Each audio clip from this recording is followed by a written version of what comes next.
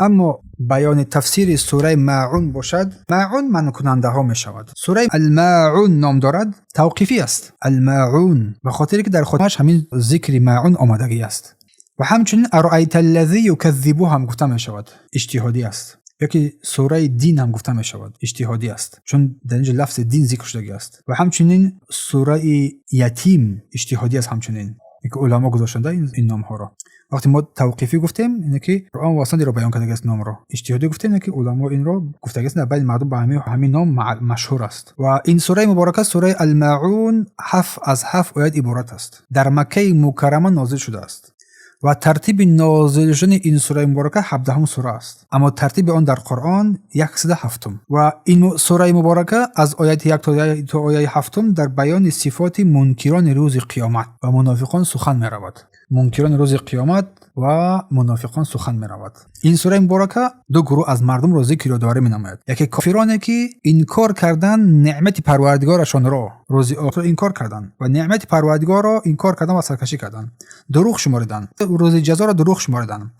دوم منافقانی که با قصدشان رضای الله را ندارند، با قصد و عملشان رضای الله را ندارند، بلکه ریاکاری میکنن در اعمالشون، در نمازشون، در کارهایشون. اما گروه اول که کافران هستند، الله سبحانه و تعالی صفات آنها را بیان کرد و مذمت کرد. آنها را صفاتهای کفر آنها را بیان کرد، صفات بد آنها بیان کرد و آنها را مذمت کرد و بیان کرد که این کافران کسانی هستند که یتیمان را سور میکنند از خانه هایشان و آنها را زجر میکنند، آنها را ناامید میکنند و خیر را انجام نمیدهند حتی حق مسکین را هم، حق فقیر را هم میکنند. نه عبادت خالق را انجام دادند، نه بر مخلوقان نیکویی کردند. اما گروه دوم باشد منافقان که در نمازهای خود غافل هستند، حق این نمازها را در وقتش ادا نمیکنند، تأخیر میکنند، پروایی میکنند، یا اینکه این نمازها را ادا میکنند برای ریاکاری مردم، نه به خاطر الله، به خاطر مردم انجام میدهند.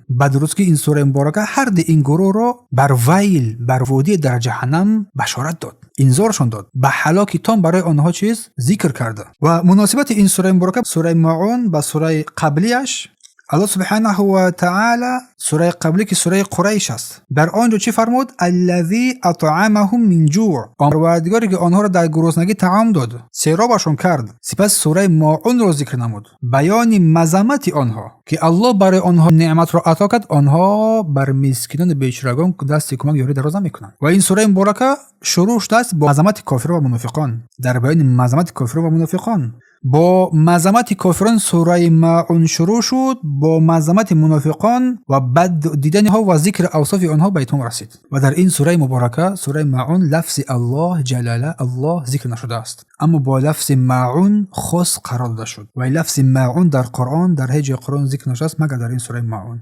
و همچنین یگم ویل، وادی جهنم، وای بر نمازگزاران در هیچ جای سوره از قرآن ذکر نشده است مگر در این سوره که نمازگزاران هستند ولیکن باز جای آنها جهنم میشود.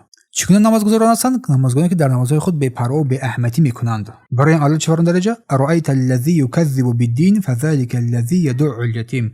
آیا آن کسانی که به دین تکذیب دروغ میشمارند و ذلک و آن کسانی که چیز الذی یدع الیتیم، یتیمان رو سر میکنن، پیش میکنن. این آزار، اذیت، ایمان بر غیب ندارن، ایمان بر جزا و روز قیامت ندارن، حق را رد کردن. این ناحقی اینها که الله اینا را مذمت کرد برای ما هوشدار است که انسان باید با سوی الله سبحانه و تعالی با اعمال صالح اقبال نماید، روی بیارد. فویل للمصلین گفت در اینجا، وای بر حال نمازگزاران، الذین هم عن صلاتهم ساهون، آن نمازگزارانی که در نمازهای خود بی‌پروا هستند. میفرماید که اعلم ارشدک الله لطاعت، بدون علم بیاموز، بفهم، درک نما، الله تو را با سوی طاعت بده چه راهنمایی نماید. مقصد از نماز در اینجا که وای بر حال نمازگزاران، مقصد از نماز در اینجا و روحانی بودن آن هو اقبال قلب علی الله، روی آوردن قلب سوی الله هست با نماز، نه تنها جسمت بلکه با روح، با نماز با سوی الله روی آوردن است. اگر تو نماز رو به قلب خواندی، مثل یک جسد است که روح ندارد، مثل یک چوب است که روح ندارد. برای همین الله چی فرمود؟ فویل للمصلین، وای بر حال نمازگزاران، آن نمازگزارانی که در نمازهای خود به پروا و به اهمیتی میکنند. سوره ماعون الله چونه گفتیم مذمت کرد. کسی که حقوق الله را ترک می‌نماید، کسی که حقوق الله و حقوق بندگان را ترک می‌نماید، الله او را مذمت کرد. ارایت الذی یکذب بالدین، آیا ندیدی آن کسانی که دین را تکذیب دروغ می‌شمارند، روز جزا و حساب را دروغ میگن، بر آن ایمان نمی‌آورند، بر آنچه که رسول آورده است بر آن ایمان ندارند. فذلک الذی یدع الیتیم، آن کسانی که یتیمان را پیش میکنند، با شدت یتیمان را دور میکنند از خودشان، تله میدهند، بر آنها رحم نمیکنند، بر قسوت بر سختی با آنها رو پارو میشوند. به خاطر چیز؟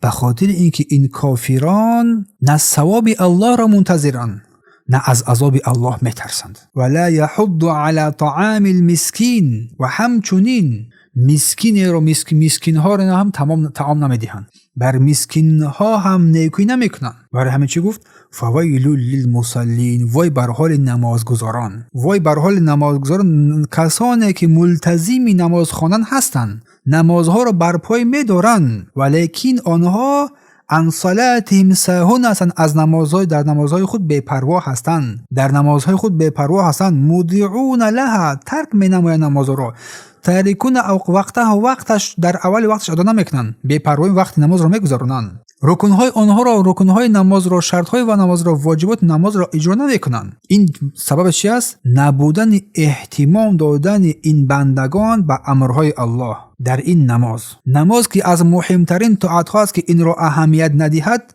در این بی‌پروایی کند، این آن کسی است که مستحق است صاحبش مذمت را و عذاب و ویل را در جهنم. اما سهو خطا در نماز از هر کسی واقع می شود. همین است که با سجده شکر، با سجده سهو این برطرف می گردد. برای الله سبحانه و تعالی وصف نمود ریاکاری را و سیاه بودن قلب را و رحم نکردن را. الذین هم یراؤون، آنها ریاکاری میکنند، عملها را نشان میدهند به خاطر ریاکاری. و یمنعون الماعون، و من میکنند ماعون را. ماعون چی است در اینجا؟ برای اینها ویل است. ماعون چی بود است؟ یمنعون اعطاء شیء، من میکنند آن چیزی که الله برای اینا عطا کردگی است. خانه تو کسی میاد میگه همسایه بلتته، تورتته، کوشتته، نمیدهد، برای اینها وعید شدید است. کاسه، دیگ و طبق تته میگه همسایه، نمیدهد، برای اینها چیز وعید شدید است. حرصشون در دنیا است، ولی که آنچه که از آنها از همسایگان نزدیکان طلب می‌نمایند آنها را نمیدهند تا که آنها استفاده کنند. این اعاره میگن، استفاده میبره با باز میگردونه به رو یک مدته. این سوره مبارکه، سوره ماعون، ما را دعوت میکنند بر سوی بر اکرام دادن مسکینان، یتیمان، بیچارگان، بر پاداشتن نماز در وقتهایش، محافظت بر آن، با اخلاص در تمام عملها بودن. و ما را امر می‌نماید بر فعل معروف، امرهای نیکو کردن و امرهای خود را چند قمتن پنهانی انجام بدهیم. و همچنین امر می‌نماید این آیه کریمه که کسی از نزدیکان، همسایگان آمد چیزی را از ما خواست، طلب کرد، ما باید نه نگیم، باید با او بدهیم. سپس باز میگردون همون چیز، با سوی تو برمیگردد با همون چیز. و یمنعون الماعون. این از بیان تفسیر سوره ماعون. بارک الله فیکم.